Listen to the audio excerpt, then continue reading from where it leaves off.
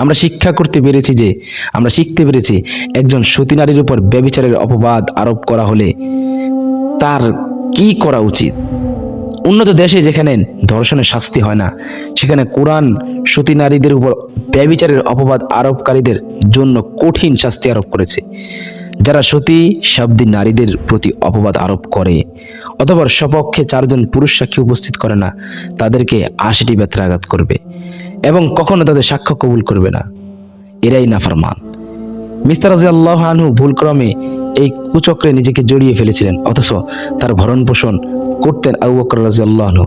নিজের মেয়েকে এই অপবাদ দিতে দেখে আবু বকর রাদিয়াল্লাহু আনহু মিস্তার রাদিয়াল্লাহু আনহুকে সাহায্য করবেন না বলে প্রতিজ্ঞা করেন।